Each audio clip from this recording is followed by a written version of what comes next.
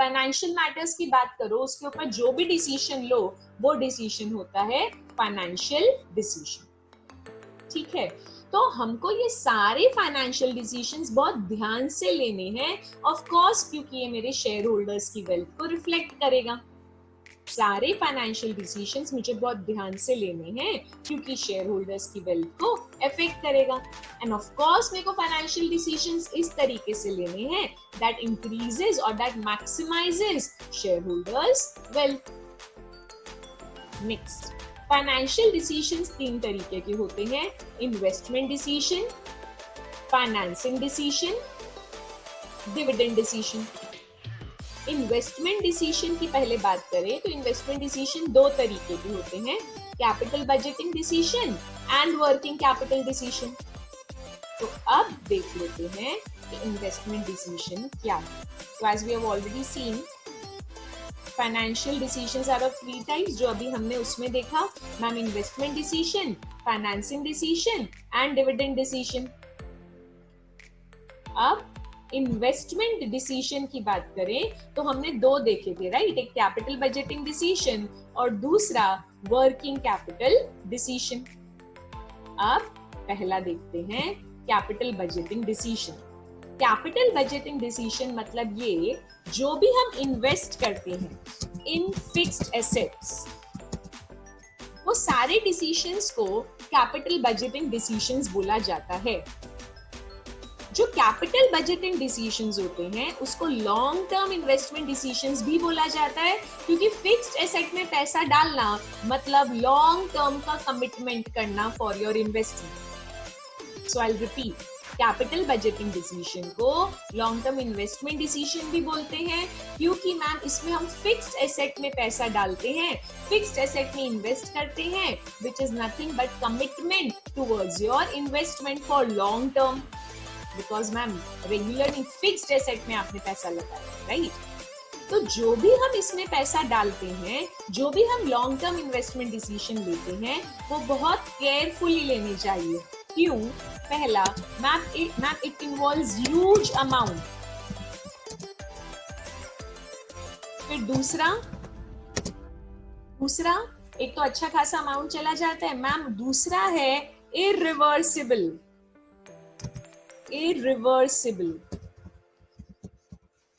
और तीसरा ये future profitability, future benefit reflect करता है आपके बिजनेस का। सो फ्यूचर प्रॉफिटेबिलिटी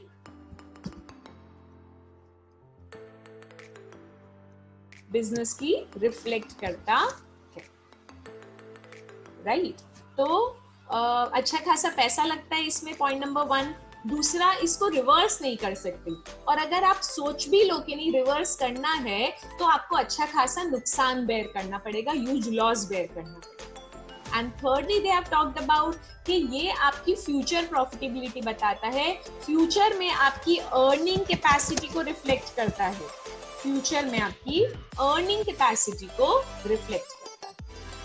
तो इसलिए जितने भी आप कैपिटल बजटिंग डिसीजंस लो, बहुत ध्यान से लो, बहुत समझ के लो, अच्छे से रिसर्च करके लो, क्योंकि हमने देखा 3 रीजंस मैम। पहला हमने देखा कि उसमें अच्छा खासा अमाउंट लगता है, दूसरा हमने देखा इररिवर्सिबल है, एंड तीसरा हमने देखा वो हमारी अर्निंग कैपेसिटी को भी रिफ्लेक्ट करता है।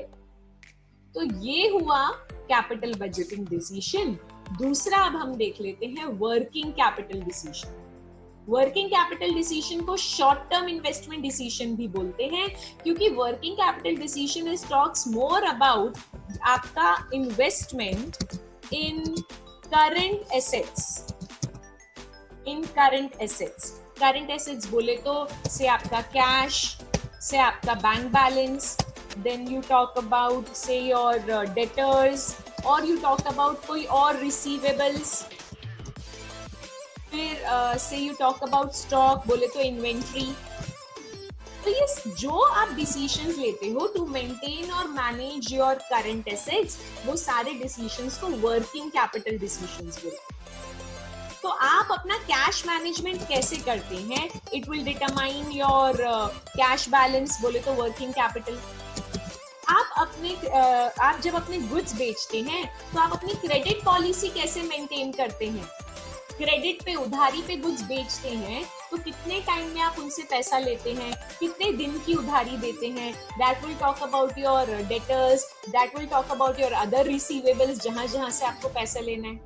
And of course if you talk about stock, तो अगेन आपका यहाँ पे जो इन्वेंट्री मैनेजमेंट बोल दो या आपका जो स्टॉक मैनेजमेंट बोल दो, that will determine the level of stock you will be having it in your business. तो all the decisions related to your current assets are termed as short-term investment decisions, or you can call it to be working capital decisions. तो factors affecting capital budgeting decision की बात करें तो ये investment decide करने से कि भाई हम पैसा कहाँ लगाएं, ए प्रोजेक्ट में लगाएं, बी प्रोजेक्ट में लगाएं, whatever different options you have कि भाई हम पैसा कहाँ लगाएं, उसके लिए हमको सर्टेन फैक्टर्स को ध्यान में रखना है. तो वो फैक्टर्स क्या है, कौन से पॉइंट्स को हमको ध्यान में रखना है टू डिसाइड अबाउट कि भाई हमारे लिए कौन सा प्रोजेक्ट या कौन सा इन्वेस्टमेंट ऑप्शन अच्छा है. तो पहला फैक्टर है कैश फ्लोज. कैश फ्लोज में आप ये देखोगे कि आपका आउटफ्लो, बोले तो जो आप पैसा लगा रहे हो इन्वेस्टमेंट में, वो कितना है. से फॉर एग्जाम्पल आपने पैसा लगाया, तो जो पैसा लगाया वो आपका आउटफ्लो. फिर आप देखोगे आपका इनफ्लो कब कब आ रहा है. से आपका फर्स्ट ईयर में इनफ्लो कितना है, सेकेंड ईयर में इनफ्लो कितना है, थर्ड ईयर में इनफ्लो कितना है, and so on.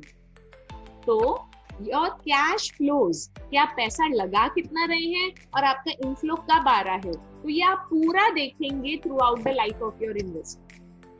And accordingly you will decide कि भाई इस प्रोजेक्ट में इतना आउटफ्लो इतना इनफ्लो है, प्रोजेक्ट बी में इतना आउटफ्लो इतना इनफ्लो है. And accordingly you will decide about कि भाई आप कौन से प्रोजेक्ट को चूज कर रहे हो as per your cash flows. So cash flow is one of the factor which determines the selection of your project, say either A or either B. So everything you will see, आपके outflows आप देखेंगे, आपके inflows आपके देखेंगे, and after carefully analyzing all that flows, you will decide about your capital budgeting decision कि भाई मैं क्या choose करना चाहता हूँ. Next factor is rate of return. तो अगर आपके पास से अभी हमने बात करी project A, project B, project C, project D, तो अगर ए में समझो मेरे को मिल रहा है 15%, से बी में अगर मेरे को मिल रहा है 12%, से सी में मेरे को मिल रहा है 17%, एंड से डी में मेरे को मिल रहा है 20%. So I'll evaluate all the projects and I'll determine कि भाई D has got high rate of return compared to ABC.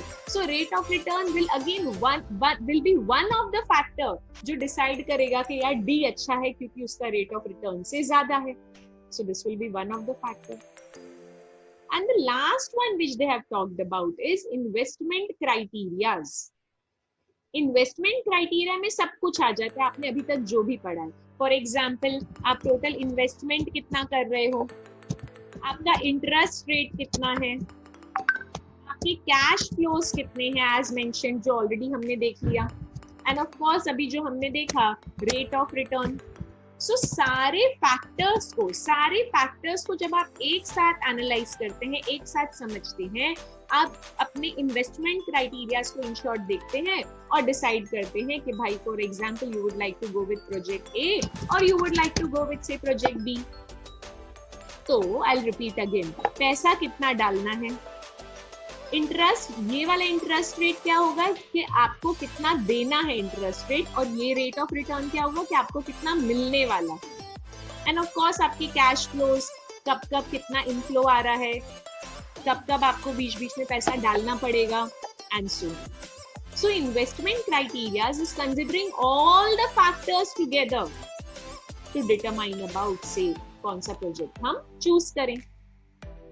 तो ये चूज करने के लिए कि प्रोजेक्ट ए में जाएं कि प्रोजेक्ट बी में जाएं, there are various capital budgeting techniques which are applied to look forward for the selection of either project A or project B. Of course जब ये कैपिटल बजटिंग टेक्निक्स अप्लाई होती है तो ये सारे फैक्टर्स को ध्यान में रखा जाता है, and accordingly you look forward to the selection of your project. तो ये तीन हमारे हैं factors affecting capital budgeting decision. First one cash flows. Second one की बात करें तो rate of return. जिस project में ज़्यादा मिलेगा, you would like to select that project. But of course, this is one of the factors. To decide about the final project, the third point they have talked about is investment criteria, जिसमें आप सब देख लेते हो से आपका investment कितना हो रहा है, आपको कितना रेट इंटरेस्ट रेट चुकाना है, कितना आपके कैश फ्लोस की पोजीशन है और आपका रेट ऑफ रिटर्न क्या है.